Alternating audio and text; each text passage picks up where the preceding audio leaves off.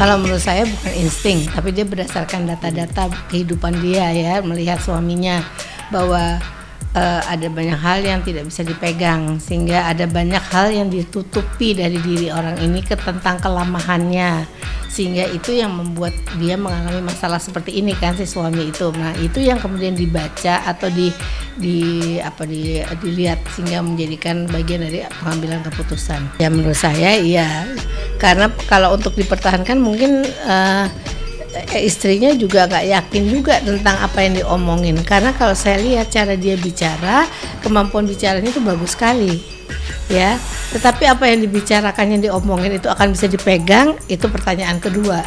Jadi harusnya kalau kita menyatakan sesuatu, kita bertanggung jawab terhadap apa yang kita nyatakan. Kalau misalnya kita bilang misalnya gini, saya pokoknya akan berupaya untuk keluarga saya, entah jadi supir Gojek atau apa, make it sure bahwa itu terjadi. Tapi kalau ini kan mungkin tidak bisa dipertahankannya oleh istrinya, nggak yakin apa orang ini akan melakukan apa yang dia katakan apa tidak gitu.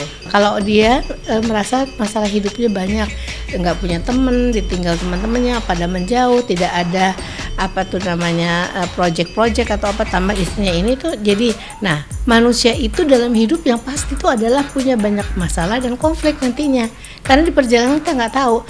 Orang menghadapi masalah atau konflik itu bisa fight atau flight. Fight itu adalah menghadapi, flight itu kabur gitu. Kalau orang dewasa dia pasti akan bertanggung jawab pada dirinya dulu, baru pada lingkungannya, termasuk istri dan anak. Kalau saya ngelihat ini sedikit kurang kedewasaannya, sehingga hal ini bisa terjadi kembali dan kembali lagi. Saya nggak bisa memprediksi akan jatuh 3 kali, berdoanya supaya tidak sampai berkali-kali ya.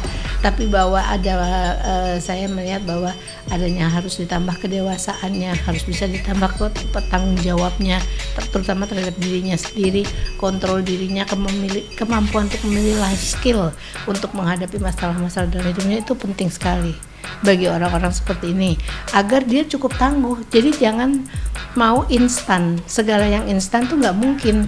Jadi kalau misalnya mau berubah itu perlu proses. Jadi kalau baru sebentar tuh saya nggak ada pekerjaan ini, itu saya ribut nih, duit hidupnya nggak bisa gini, cuma ngeluh aja, nggak jalan kemana-mana, akan jadi di situ terus, dan kemudian akibatnya ngerasa putus asa lagi seperti itu.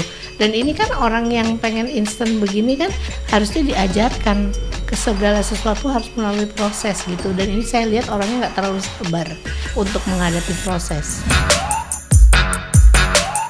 Pada dasarnya begini, bahwa seseorang atau kembali menggunakan zat tersebut adalah karena memang dirasa tubuhnya itu masih nagih atau belum bisa terlepas dari zat tersebut, zat adiktif tersebut.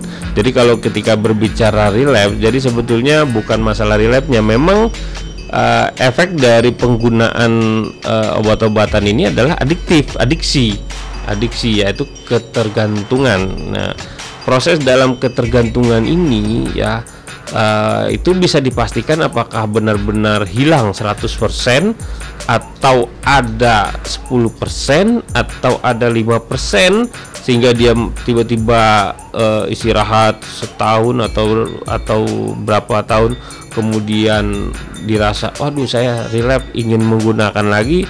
Ya sebetulnya tidak ada hal seperti itu. Ketika kita berbicara relapse atau dia menggunakan kembali atau dia terasa nagih, ya berarti dia memang saat ini masih adiksi dengan obat-obatan tersebut dan tubuhnya masih ketergantungan. Karena ketika memang seseorang itu sudah terlepas dari dua zat atau zat yang tadi, zat psikotropika, ya tubuhnya itu sudah tidak ada ketergantungan lagi dan tidak ada tuntutan untuk dia menggunakan obat-obatan lagi gitu.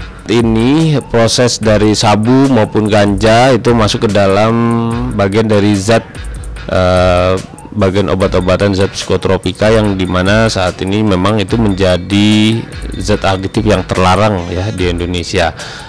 Lalu apakah itu atau asalnya itu bisa digunakan nggak sih sebetulnya untuk medis? Di beberapa negara memang seperti ganja ya, juga maupun sabu, ada yang digunakan juga untuk pengobatan medis, karena memang zat ini adalah zat-zat kimia yang memang ada beberapa dibutuhkan untuk beberapa terapi atau pengobatan.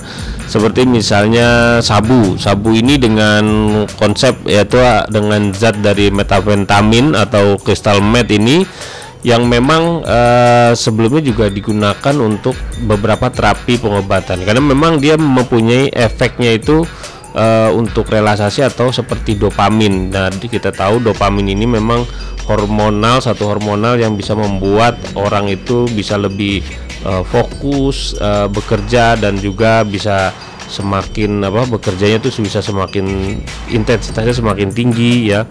Dan ini di dalam tubuh sebetulnya sudah bisa diproduksi, namun terkadang dalam beberapa aspek ini juga menjadi kebutuhan dan bisa menjadi kecanduan. Nah, obat-obatan ini sebetulnya bisa merangsang hormonal tersebut. Nah, hanya saja ketika zat-zat ini digunakan untuk merangsang obat-obat tersebut, dia berdampak kepada kecanduan atau tubuh, sehingga dia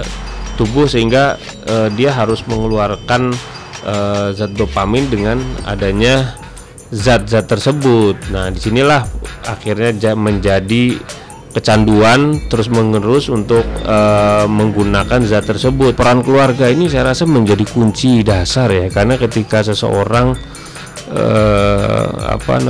dia terkena narkoba lalu diberikan rehabilitasi dan lingkungan ini tidak mendukung, ya sama saja semua fase-fase yang tadi dijalani itu ya hilang. Kenapa? Karena ya sekali lagi sejelek-jeleknya anak pasti orang tua mengakui itu anak lah ya. Beda sama teman, dia narkoba dihindari, mungkin siapapun itu gitu kan, istri atau apa gitu ya. Tapi kadang kalau orang tua ya bisa lebih luwes lah ya. Jadi dukungan itu penting, keterbukaan, dukungan dan asistensi, terutama teman-teman terdekat ya, saya rasa itu sangat penting sekali.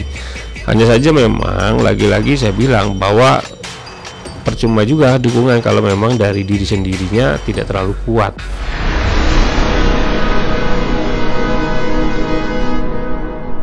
Jadi jangan lupa untuk subscribe Cumi Cumi, ditekan ya tombol lonceng merahnya.